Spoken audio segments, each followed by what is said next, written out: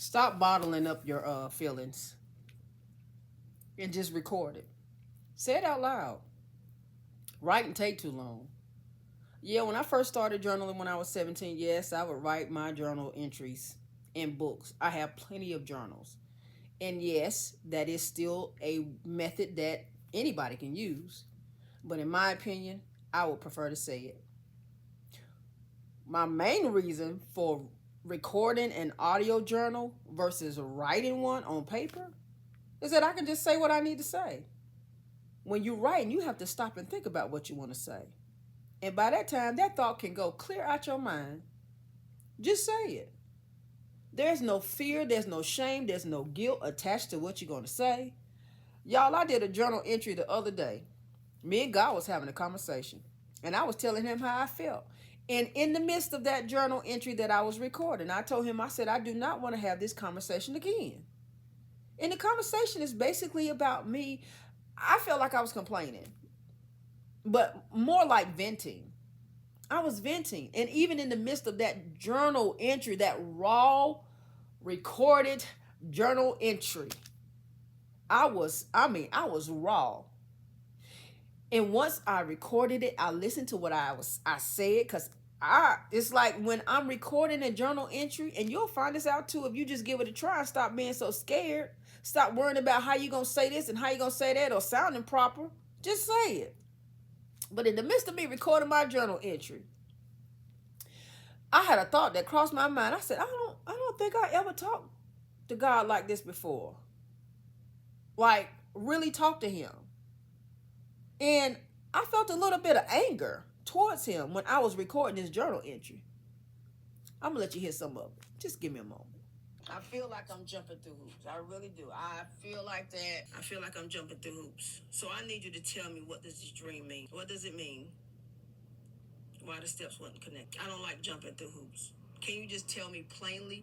And I get it. I get it. I get it. If you just tell me, then where's my faith going to come in at? Where's the belief going to come in at? If you just tell me, this is what I want you to do, or this is where I want you to go. Faith needs that. I mean, I need to remove that fear so I can please you with my faith.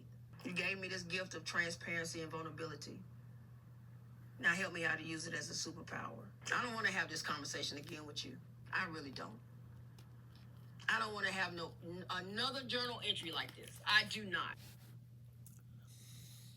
I think it was time for me to have that conversation with God, because a lot of times we feel like, oh, if I say this to God, or if I say it like this, he's going to be mad at me. No, he's not going to be mad at you, because he already knows what you're feeling. He already knows what you're thinking. He already knows what you're going to say. He already knows how you're going to say it. And I believe God is big enough to handle whatever it is that you say or do. And that's where I was until I just recently just had to get it out. Like, I've done plenty. This year alone, I can tell you, in my journal app,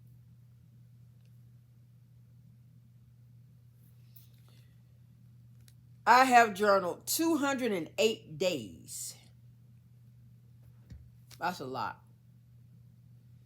I have done a lot of healing.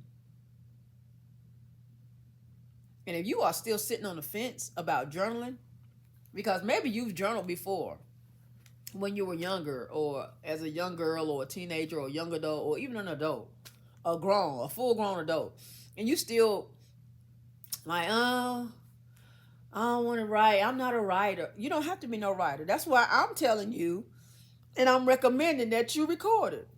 Record your journal entry. Push your paper and your pen to the side and get your phone. And if you got an iPhone, go to the journal app. You see that right there? Go there, hit the record button, and start talking. I promise you, you're going to feel a whole lot lighter. Lighter. You might not feel better, but you will feel lighter. But the more you do it, I guarantee you will feel better. But you just have to do it. Start. Stop thinking about it. Stop worrying about it. Stop overthinking it. Because you're just going to talk yourself right out of it. And then you're going to wake up feeling the same way you did when you went to sleep. That's all you got to do. I'm telling you something that I know, that I've experienced, that I've done. And when I got it in my mind that, oh, shoot, I ain't got to write this out. I can just talk it out and say what I need to say.